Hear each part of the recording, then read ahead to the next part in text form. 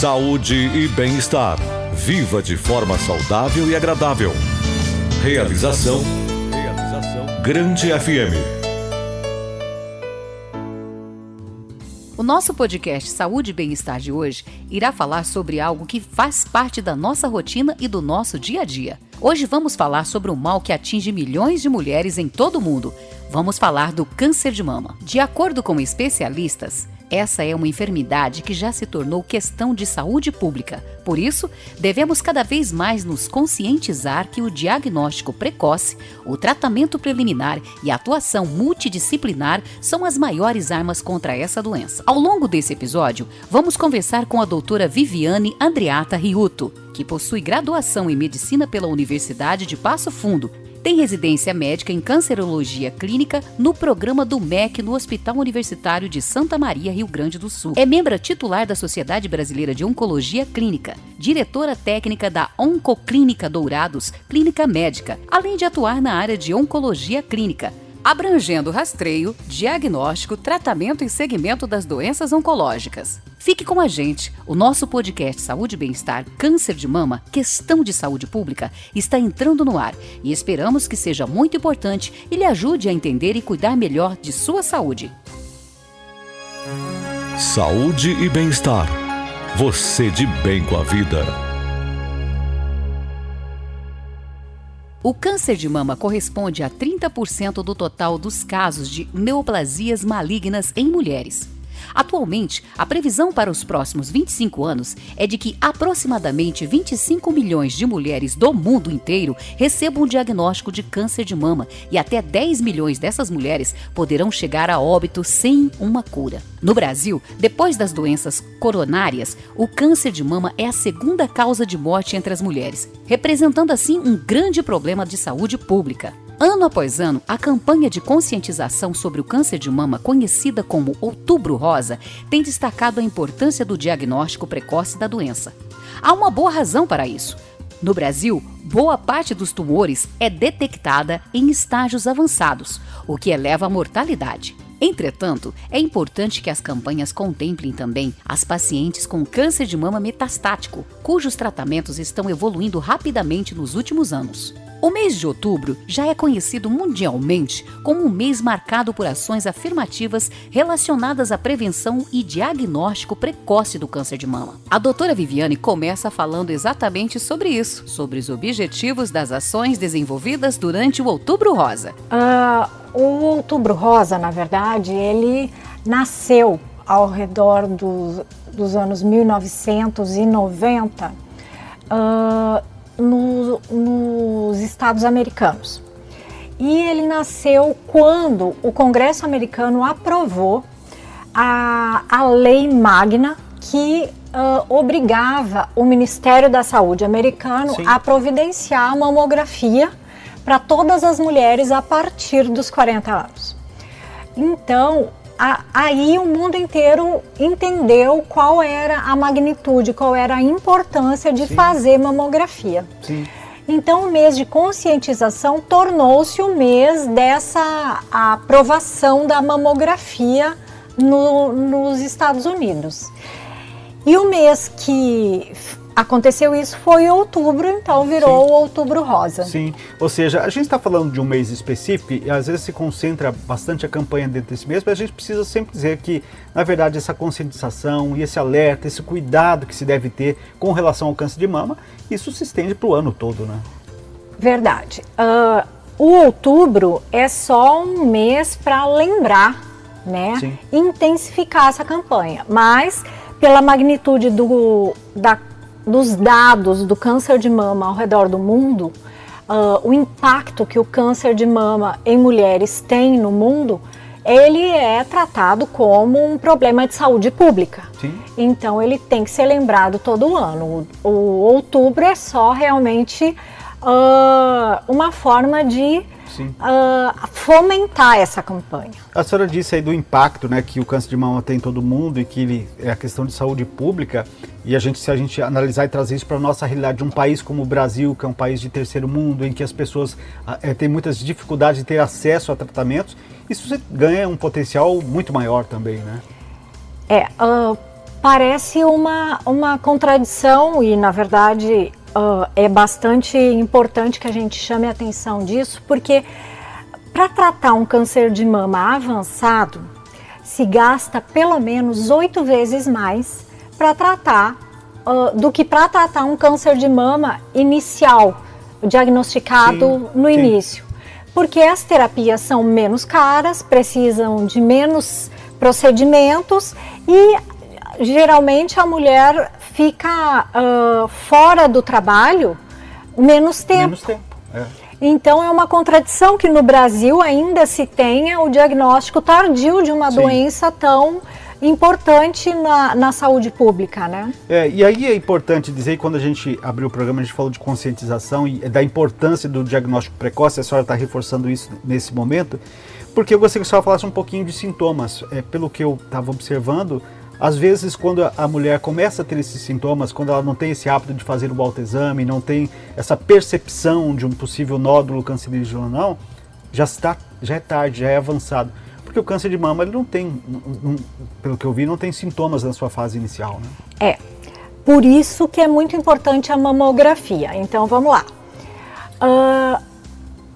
A diferença do diagnóstico feito num exame de mamografia em comparação com o autoexame, por exemplo, é que quando a gente faz o autoexame, a mulher faz o autoexame, ela se conhece. Sim.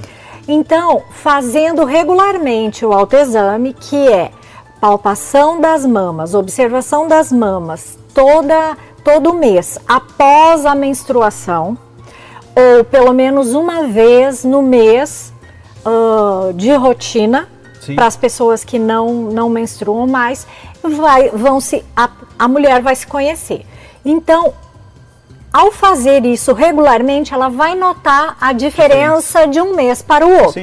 Sim. Então, ela já vai ter nos dedos a palpação diferente de um mês para o outro, e daí ela notou que alguma coisa errada está acontecendo. Então, ela já pega o tumor e procura auxílio.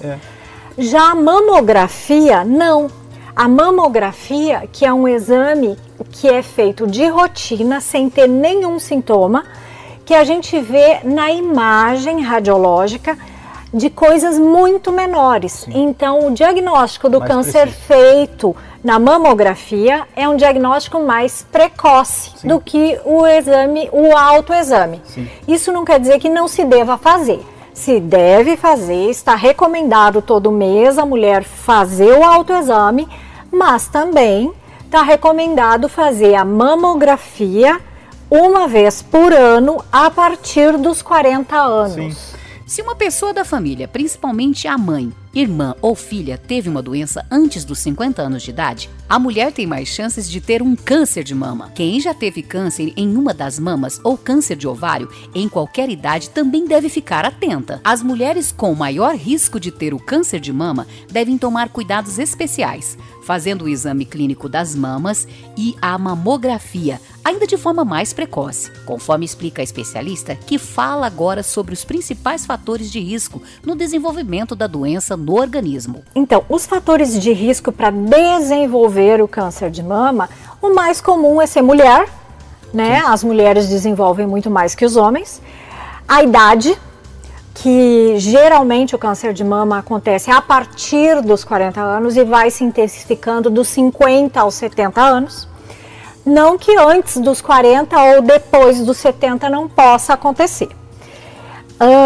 E os fatores de risco que mais hoje chamam a atenção é a obesidade, o sobrepeso, o sedentarismo, o uso de bebida alcoólica, o uso de cigarros, e inclui o cigarro eletrônico e a história familiar, como você estava falando. Mas a indicação da mamografia, ela não vem antes dos 40 anos por causa da densidade das mamas. E não por causa do fator de risco história familiar. Então, se eu tenho uma história familiar bastante positiva, antes dos 40 anos, a gente prefere que seja feito o ultrassom ou outro exame. Pode ser feito o ultrassom mais a mamografia, ou a mamografia mais a ressonância, ou o ultrassom mais a ressonância.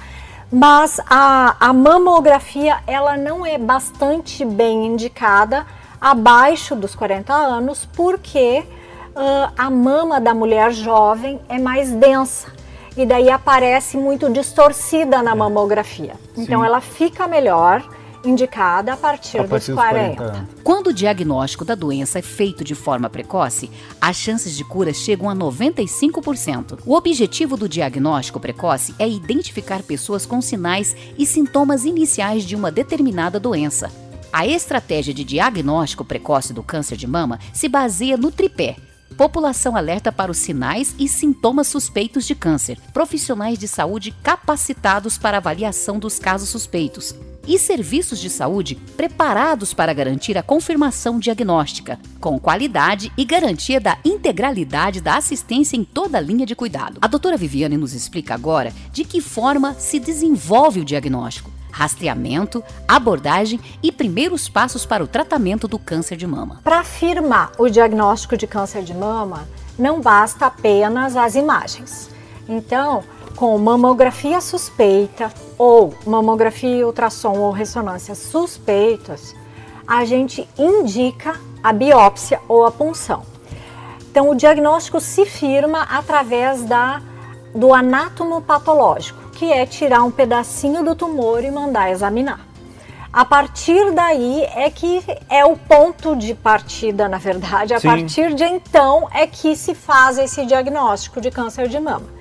Na sequência, a gente vai pesquisar nessa paciente que teve o diagnóstico histológico de câncer de mama, se a neoplasia está localizada na mama, se compromete ou não a axila e se tem ou não metástase à distância, que são os outros exames de imagem. Que daí a gente pesquisa pulmão, abdômen para ver fígado, crânio, a cintilografia óssea faz o scan do esqueleto. Não tendo nenhuma metástase, aí sim a gente define o tratamento. Que o tratamento, então, ele é definido pelo tipo do tumor. Na sequência vai ter uma coisa chamada imunohistoquímica, que vai definir qual subtipo do câncer de mama a gente está enfrentando e se ele é localizado ou espalhado. A partir daí, o mastologista já fez o diagnóstico, está fazendo o estadiamento. Na sequência, a gente define junto com a oncologia clínica, que é um clínico de oncologia, que no caso sou eu que tenho essa especialidade nesse momento. Junto com o mastologista, a gente define se é melhor fazer a cirurgia, se é melhor fazer quimioterapia antes da cirurgia, se é melhor não operar e ir direto para o tratamento hormonioterápico ou não. Tudo isso vai ser discutido e definido com uma equipe multidisciplinar. Na sequência, a gente pode indicar a radioterapia, pode ter indicação então de radioterapia, quimioterapia, hormonioterapia, terapia-alvo e imunoterapia. Tudo isso são tratamentos sistêmicos. E a radioterapia que entra nesse esquema terapêutico que a gente vai definir. Isso de acordo com cada diagnóstico, com cada paciente, por isso que nem sempre um paciente tem o mesmo tratamento que o outro por diversas características. E é importante a gente fazer um alerta, às vezes as mulheres que fazem o autoexame, às vezes ao se deparar ali com um nódulo, já tem aquela psicológico acaba sendo afetado. É importante dizer que nem todo nódulo que é encontrado no seio, ele é cancerígeno, por isso exige aquela questão pós, né? Ou seja, de verificar se aquele nódulo ele é cancerígeno ou não, né? Aliás, pelo que eu sei, as mulheres podem ter muitos nódulos e a grande maioria não ser cancerígena. Isso. Então, o sintoma do câncer de mama na mama, não é o nódulo propriamente dito. Ter um nódulo não quer dizer que é câncer. Sim. Ter um nódulo pode ser benigno. Mas quais são os sintomas, então, doutora, na mama? Ao contrário do que se pensa, a dor na mama também não é um diagnóstico associado ao câncer, não é um sintoma associado ao câncer de mama. Quais são os sintomas da mama, então? A pele mais avermelhada, que o mamilo tenha se tornado retraído, a pele tenha se tornado em algum local da mama como casca de laranja, que é mais áspera e rugosa, e a saída de líquido pelo mamilo, que geralmente é sero-sanguinolento, significa não é da cor do leite, sim, é uma cor diferente. Sim. Então, esses são os sintomas, além do nódulo, associados ao câncer de mama. Quando o câncer de mama dá dor, significa que a mama já está bastante infiltrada por ele. Sim. Então já é num momento um pouco mais adiante do que o diagnóstico. A maioria das mulheres com câncer de mama fará algum tipo de cirurgia para retirar o tumor. Dependendo do tipo de câncer e do estadiamento da doença, também precisará de outras formas de tratamento. O esquema de tratamento de cada paciente dependerá de diversos fatores, como o estado de saúde geral, estágio, subtipo da doença e preferências pessoais. É importante que todas as opções de tratamento sejam discutidas com o médico, bem como seus possíveis efeitos colaterais, para ajudar a tomar a decisão que melhor se adapte às necessidades de cada paciente. Em favor de pacientes está a evolução tecnológica tanto nos diagnósticos quanto ao tratamento, com técnicas avançadas e eficientes em oferecer qualidade de vida e resultados positivos em todos os cenários, conforme explica a especialista. Isso é bastante importante falar, porque a cirurgia ela evoluiu muito, então a gente já não tem mais aquelas mastectomias mutiladoras, sim, que tira muita coisa. A gente tem a mastectomia radical, que tem a sua determinada indicação, mas agora ela está bastante poupadora desse órgão. Outra coisa que evoluiu muito foi a radioterapia. Sim. A radioterapia que se pensava que, ou existe uma crença de que ela queima, de que ela estraga muito a prótese, que ela pode dar efeito colateral no pulmão, efeito colateral no coração. Na verdade, não. Agora, hoje em dia, com o advento dos aparelhos mais novos e as tecnologias adequadas, a gente tem muito menos efeito colateral. Desculpe, porque você tem mais precisão também exatamente nisso, né? Exatamente. Então, assim, a radioterapia, ela é necessária? Sim. Ela é indispensável como complemento do tratamento do câncer de mama. Mas, então, para que tanta firula em volta dela? É para evitar o dano. Então, com as tecnologias e os aparelhos melhores, a tecnologia chamada 3D, a energia de aceleradores lineares e um software chamado IMRT, que é intensidade modulada, a gente alivia o peso do raio, que ainda é uma radiação, nos tecidos bons em volta, e consegue fazer com que as células neoplásicas que possam ter ficado nesse tecido mamário morram do mesmo jeito, sem a gente matar o que está em volta, que não é necessário que morra, né? Então isso é que tem que alertar a população, porque nem sempre aonde a gente tem um aparelho de radioterapia é que o tratamento está completo. Então tem que pesquisar, tem que perguntar e tem que Sim. exigir o que realmente o SUS provê pra gente. É importante também dizer que em qualquer tratamento, e seja qualquer enfermidade ou patologia que se trate, o uso de medicamentos eles possuem e têm os seus efeitos colaterais. Não seria diferente também nesse mesmo tipo de tratamento. O que precisa ser avaliado aí são os benefícios que virão pós esse tratamento, né? É isso aí. Então, tem uma coisa que a gente, para indicar ou não um tratamento na oncologia, a gente sempre avalia o risco e o benefício.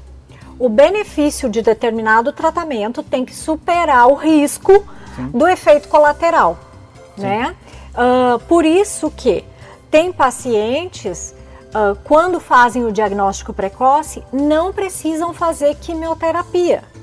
Por quê? Porque o risco de todo o tratamento quimioterápico supera o benefício da quimioterapia. Entendi. Então, não se indica quimioterapia para determinados casos. Entendi. E da mesma forma, a radioterapia. O INCA estima que cerca de 30% dos casos de câncer de mama estejam atrelados a hábitos não saudáveis. Por isso, é muito importante que todas as mulheres saibam como evitar o câncer de mama. Estejam sempre atentas a possíveis sintomas e, caso tenham essa doença, possam identificá-la em seus estágios iniciais. Para prevenir a doença, recomenda-se praticar atividade física regularmente, alimentar-se de forma saudável, manter o peso corporal adequado proporcional à altura, evitar o consumo excessivo de bebidas alcoólicas, amamentar, realizar exames preventivos periodicamente, evitar o uso de hormônios sintéticos, como terapias de reposição hormonal. Para finalizar, a doutora Viviane deixa sua mensagem e orientações básicas de cuidados preventivos ao câncer de mama. Bom, a mensagem final que eu passo para vocês é, primeiro, a partir dos 40 anos, toda mulher deve fazer uma mamografia, pelo menos uma vez no ano. Segundo, qualquer sintoma na mama, mesmo antes dos 40 anos, porque a gente está notando que o câncer de mama está vindo antes dos 40 anos, está vindo mais cedo, de pessoas com 30, com 35 anos, está se tornando muito comum, isso é resultado do hábito de vida. Então, tendo história familiar, algum sintoma na mama que não é normal, vá ao seu ginecologista, preste atenção. Se esse sintoma está com 30 dias ou mais, não é normal, não é comum, corra que a gente pode ajudar. A terceira mensagem, se o homem tem alguma alteração na mama, pode ser câncer de mama. Geralmente não é, mas existe. Principalmente ligados aos homens que na sua família tem história de câncer de próstata. Aí pense que se a sua mama não está normal, sua família tem câncer de próstata ou mama, corre também. E se fez o diagnóstico de câncer de mama, não é o fim. Hoje tem muito tratamento. Mais de 95% dos cânceres de mama diagnosticados sem metástase vão curar. Existe muita coisa para ser feita. O que a gente precisa que lembrem hoje? O que a gente quer é oferecer menos tratamento possível. Então, quanto antes fizer o diagnóstico, melhor. As estratégias de prevenção e detecção precoce do câncer de mama têm o mesmo objetivo, reduzir a mortalidade pela doença, mas atuam por vias diferentes. A primeira quer que as pessoas adotem hábitos saudáveis e evitem a exposição a fatores ambientes de risco para reduzir as chances da doença se desenvolver, bem como analisem estratégias profiláticas em casos de risco muito elevado para a doença, geneticamente detectado. Já a segunda quer que as pessoas descubram a doença, caso presente, cada vez mais cedo, para que possam se tratar tendo em vista maiores chances de cura. As duas fazem parte de frentes diferentes para o combate à doença e precisam estar aliadas no combate ao câncer de mama. Faça sua parte, previna-se. O câncer de mama tem cura e a conscientização é a nossa maior arma. Saúde e bem-estar. Seu jeito de viver bem. Este foi o podcast Saúde e Bem-Estar de hoje, disponível no grandefm.com.br ou na sua plataforma de áudio preferida. Siga o nosso podcast nas redes sociais, assine o nosso podcast, se inscreva em nossos canais e favorite o nosso conteúdo. Assim você será notificado toda vez que tivermos novidades. Esperamos que você tenha gostado do nosso conteúdo de hoje. Em breve, novos episódios estarão à sua disposição. Você conferiu Saúde e Bem-Estar. Seu corpo e sua mente muito mais saudáveis. Uma realização da Grande FM.